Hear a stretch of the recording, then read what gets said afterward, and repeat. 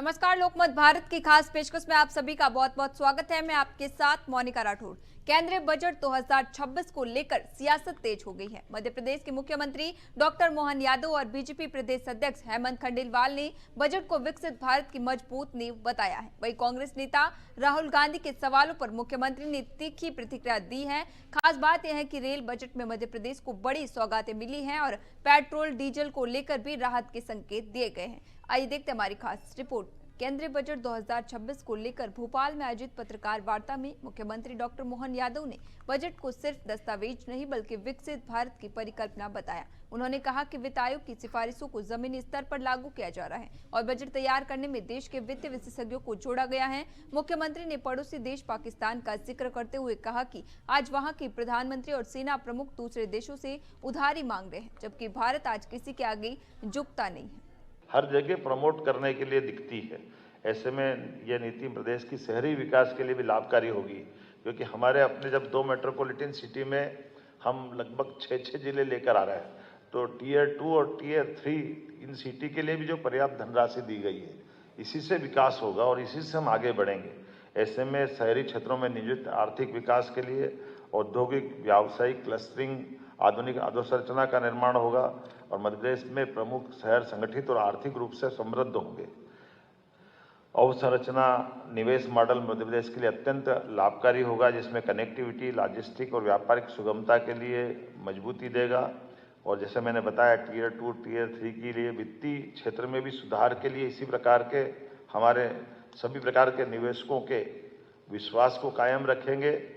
पूंजी प्रवाह और वित्तीय स्थिरता को भी मजबूत करेंगे, जिसमें बैंकिंग सुधार, फेमा के नियमों की समीक्षा, कारपोरेट म्यूनिसिपल बॉन्ड बाजार को मजबूत करना और वित्तीय संस्थाओं को पुनर्गठन के लिए ये मध्य प्रदेश की हमारी सुदृढ़ वित्तीय व्यवस्था में निवेशकों का विश्वास जीतने का काम करेंगे। सामाजिक समावेशन भी इसमें किया है। मुझे इस बात की प्रसन्नता है कि हम अपने बजट के आधार पर अत्यंत लाभकारी भावना से खासकर सामाजिक समावेशन आधारित आर्थिक विकास योजना का जो प्लान किया है, ये मानव पूंजी के निर्माण में बड़ी महती भूमिका अदा करेगा। इसमें दिव्यांग कौशल भी है। सभी जिलों में गर्ल्स हॉस्टल, शिक्षा कौशल आधारित पहलों के आधार पर हमारी सामाजिक उत्तरदायित्व की भावना बहुत मजबूत होगी और मानव पूंजी का सुदृढ़ निर्माण होगा। हरित अर्थव्यवस्था, सतत विकास, ये खास करके अब ग्रीन एनर्जी का ज़माना है और हमारे लिए इस भाव में एग्रीकल्चर को भूलना नहीं है। इसलिए हमने अपने भविष्य उन्मुख अर्थव्यवस्था के लिए इसमें सतत हरित और भविष्य उन्मुखी अर्थव्यवस्था के लिए कार्बन कैप्चर, हरित पहल, पर्यावरणीय निवेश में मध्य प्रदेश को ग्रीन इंडस्ट्री, सतत औद्योगिकरण और दीर्घकालिक पर्यावरणीय संतुलन निश्चित करने का हमने इसमें बड़ी संभावना देखी है, जो भविष्य की ठोस अर्थव्यवस्था बनाने के लिए अपनी महती भूमिका अदा करेगा। और वास्तव में ये केंद्रीय बजट केवल दस्तावेजीकरण नहीं है, इसमें वो सब जोड़ा है जिसके आधार पर भविष्य की संभावनाओं को लेकर चलने की बातें हैं।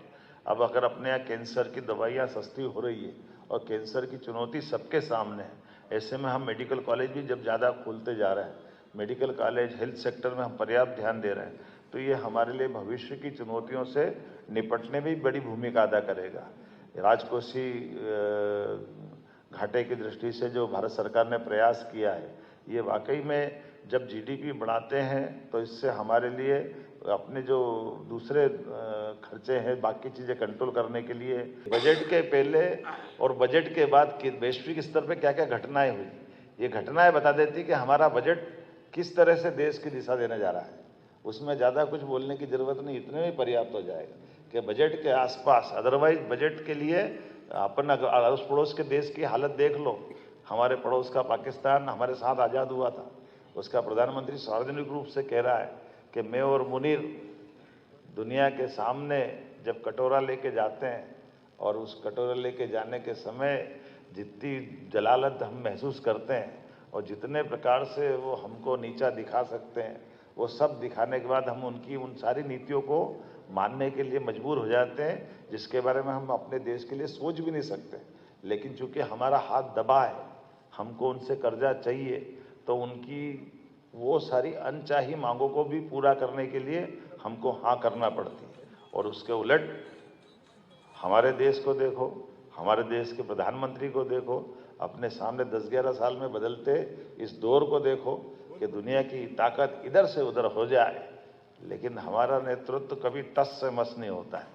और तो और दूसरे हमारे लिए, प्रधानमंत्री जी के लिए मित्रता सहित अच्छे अच्छे अलंकार युक्त शब्दों का प्रयोग करते हैं। ये हमारे लिए सौभाग्य की बात है, ऐसे नेता हमारे सबके सामने। मुख्यमंत्री ने बताया कि बजट में उद्योगों, एमएसएमई और बिजनेस को बढ़ावा देने के लिए कई प्रावधान किए गए हैं। आईटी, पर्यटन, हेल्थ सेक्टर, युवा वर्ग और नारी सशक्तिकरण को भी बजट में खास जगह मिली है। मेट्रोपॉलिटन सिटी को लेकर नए प्रावधानों से शहरों का तेजी से विकास होगा। कांग्रेस नेता राहुल गांधी के बजट पर सवाल उठाने को लेकर मुख्यमंत्री डॉक्टर मोहन यादव ने तीखा पलटवार किया। उन्होंने कहा कि राहुल गांधी खुद नहीं समझ पा रहे हैं कि क्या कह रहे हैं। यही तो खास बात है, राहुल गांधी को समझ में नहीं आता वो कह क्या रहा है। उनकी कठिनाई ये है, जिस रक्षा बजट में 15% की वृद्धि हुई है, उससे बढ़कर क्या हो सकता है। आप पूरा बजट उठा के देख लो, लेकिन दुर्भाग्य के साथ कहना पड़ेगा, ये कांग्रेस के नेता राहुल गांधी जी को ये हमारी देश की सकारात्मकता, इतना बड़ा देश के सामने उनकी बात को लोग किस अर्थ में लेंगे, उनका खुद का भी वजन कम होगा, लेकिन पता नहीं उनको क्यों क्या हो जाता है, वो ऐसी बात क्यों कहते हैं, मेरे तो समझ में नहीं। आपको कभी समझ में आए तो बता देना। यही तो खास बात है, राहुल गांधी को समझ में नहीं आता वो कह क्या रहा है। उनकी कठिनाई ये है, जिस रक्षा बजट में 15% की वृद्धि हुई है, उससे बढ़कर क्या हो सकता है।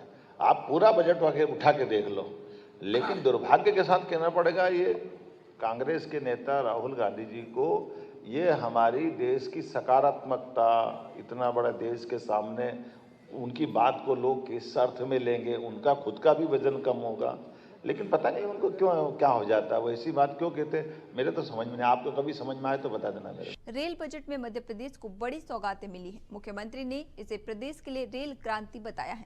राज्य में रेल पटरी की लंबाई 8 गुना बढ़ी है और विद्युतीकरण 5 गुना हुआ है। इससे कनेक्टिविटी बेहतर होगी और विकास को नई रफ्तार मिलेगी। सच में ये एक बड़ी बात हुई है मध्य प्रदेश के संदर्भ में। रेल में तो क्रांति हो गई। रेल की सुविधाओं को लेकर के भारत सरकार के द्वारा जो मदद की गई, मैं केवल एक आंकड़ा बताऊं आपको कि हमारे पास नई रेल पटरी बिछाने के लिए 9 से 14 तक का एक टेन्यूर अगर आप पकड़ें तो मात्र 29 किलोमीटर रेल पटरी बिछती थी अपने प्रदेश के अंदर। आज उसकी स्थिति है 225 किलोमीटर, मतलब 8 गुना बढ़ी। उसी प्रकार से विद्युतीकरण की भी वही स्थिति है।